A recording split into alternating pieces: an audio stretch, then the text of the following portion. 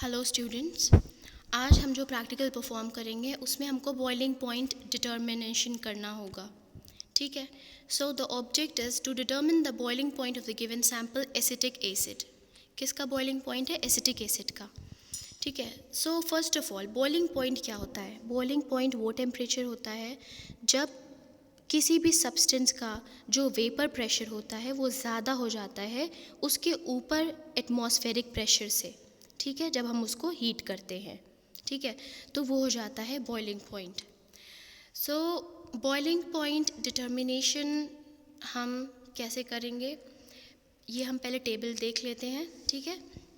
इस टेबल में name of the chemical acetic acid है, CH3COOH.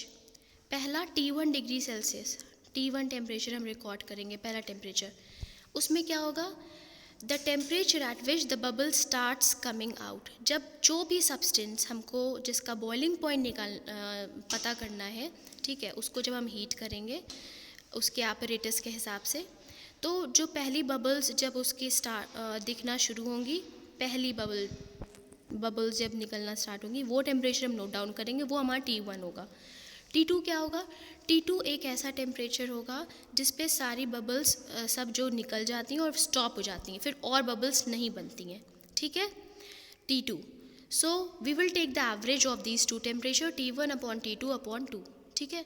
तो हमने देखा था कि एसिटिक एसिड का जो बॉइलिंग पॉइंट होता है वो 118 डिग्री सेल्सियस के करीब होता है. So the boiling point is the temperature at which the vapour pressure of the liquid, जिसका हमको बॉइलिंग पॉइंट निकालना है, स्लाइटली एक्सीड्स, थोड़ा सा बढ़ जाता है. किससे?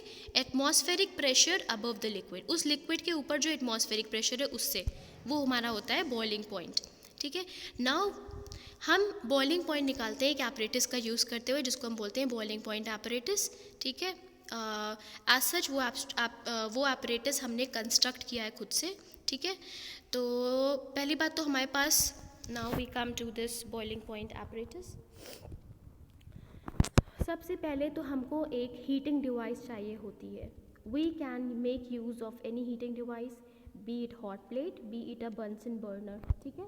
हम यहाँ पर हम हॉट प्लेट यूज़ कर रहे हैं.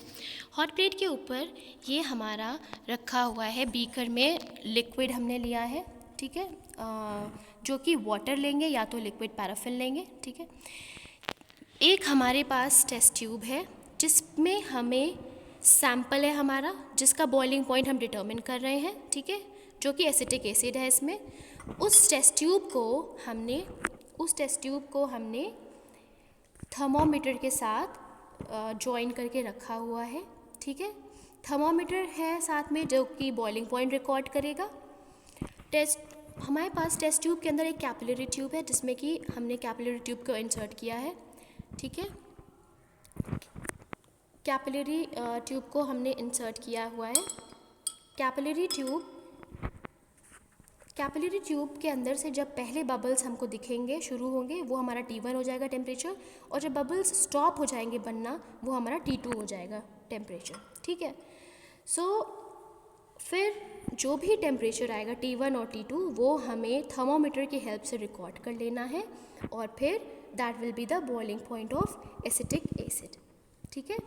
So like this the boiling point determination of acetic acid will be performed.